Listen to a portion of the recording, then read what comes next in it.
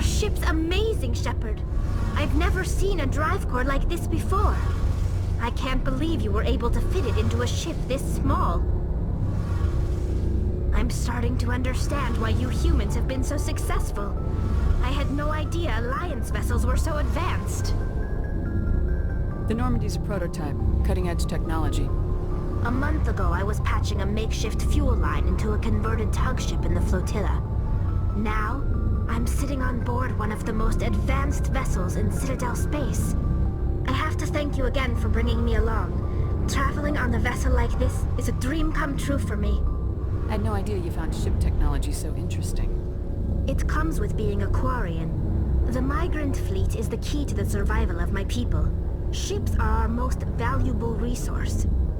But we don't have anything like this. We make do with cast-offs and second-hand equipment.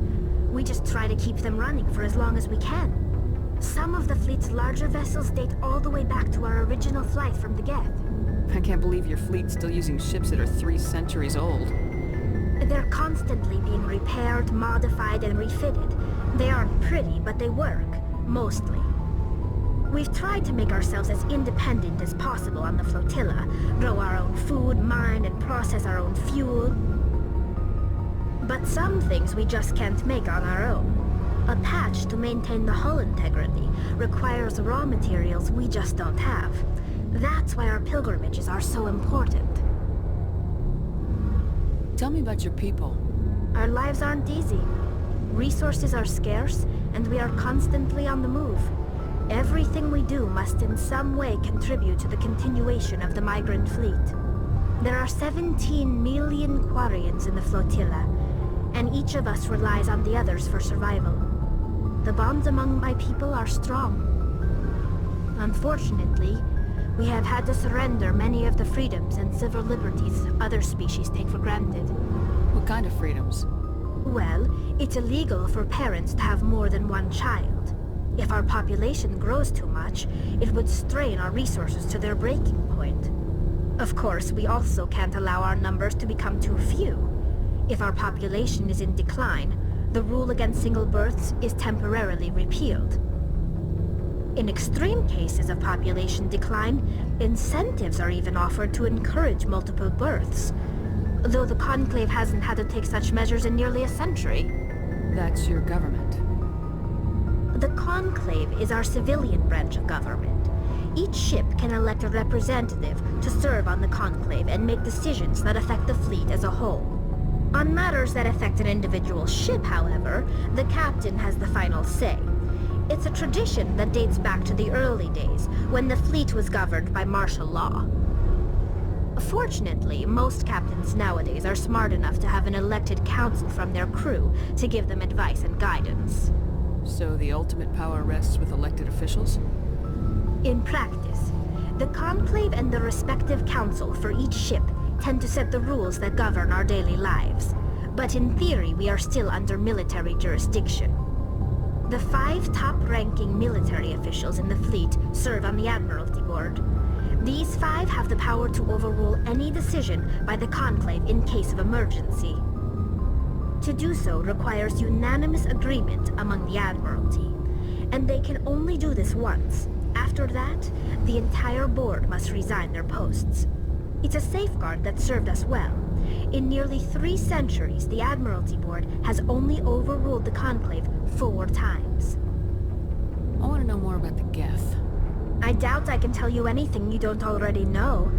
It's been almost 3 centuries since they drove my people into exile. All I know is the story of their origins, what they were when we created them, and how they turned on us. Interesting. The Geth were originally created to serve as an automated manual labor force. Initially, their intelligence was as limited as any VI. Over time, we made small modifications to their programming to allow them to perform more varied and complex tasks, bringing them closer and closer to true AI status. How come the Council didn't step in and stop you? This wasn't true AI research. We may have been skirting the bounds of the law, but we never did anything that was actually illegal. The changes were so insignificant, so gradual, that we were able to control them. Or so we thought. But one thing we underestimated was the power of the neural network. A million Geth thinking simultaneously created an inherently unstable matrix. So the Geth share brainpower?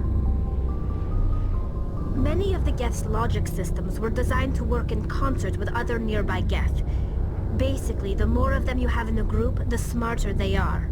So there's some sort of group consciousness? No, nothing like that. They cannot share sensory data or information. Their programming cannot handle that much simultaneous input. Each Geth maintains an individual awareness and identity. The neural network only operates on a process-based level. It's basically the synthetic equivalent of a subconscious. But when they're in close proximity, they can coordinate low-level functional processes, freeing up more capacity for original or independent thought. That doesn't make any sense.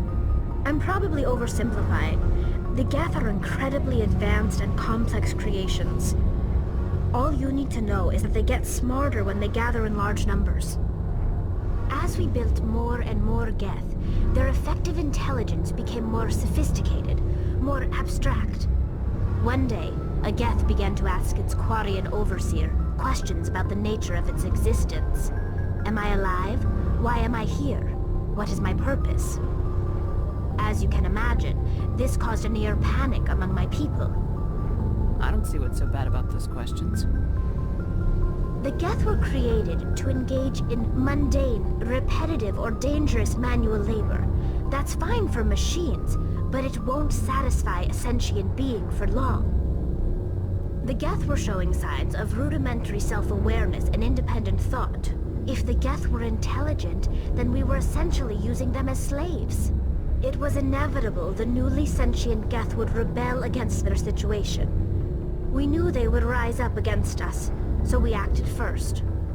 A general order went out across all Quarian-controlled systems to permanently deactivate all Geth.